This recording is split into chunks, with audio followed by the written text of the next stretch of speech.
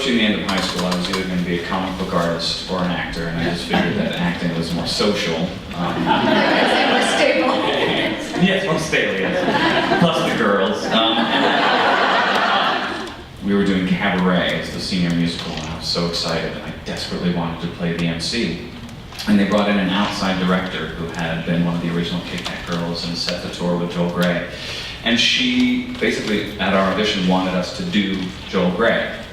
And I was feeling very kind of like, well, I'm going to do my own thing. And I didn't get it. I was really crestfallen. But what I got to do then instead was play, I don't know if you guys know the show very well, but there's a utility player who does the kiss couple, the head waiter, the gorilla, and all of these different parts, which kind of was almost like a roadmap for what Spamalot ended up being. And so at the very end, it was obviously incredibly humbling, which is not a bad thing as you head off into the world.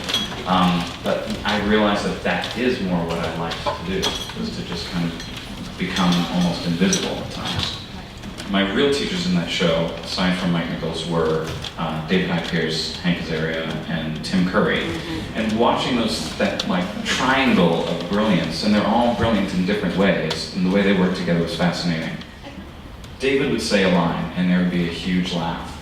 And then Hank would say a line, and there would be this huge laugh. And then I would jump in, and they hadn't really heard my line because they were still laughing from Hank's line.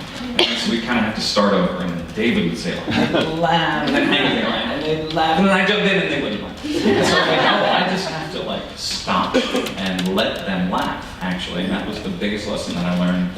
One of the notes that Roger Rees gave me was, you can't chase every mouse. Because I was out there playing this crazy guy, and I was trying to get every single joke or, like, riff on every single thing. It's a good note. It is a good note. And he said, like, you know, you can't do it all. Like, pick your battles, basically. Jack Davenport, who played Derek Wills, the director, has had so much TV experience. I remember working with him, and his takes didn't have a lot of variation to them. And I remember thinking, like, well, you're not really doing anything.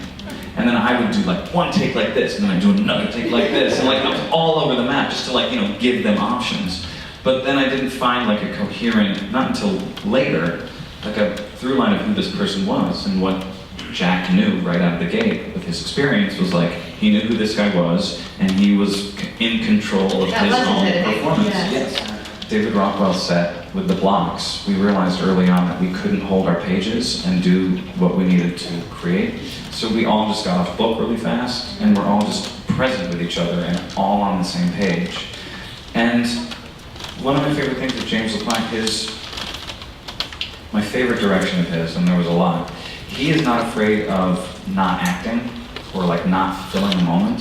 He wants you to just be on stage instead of acting. And so we had a lot of moments to just kind of like sit with each other and also watch each other and fall in love with each other's work.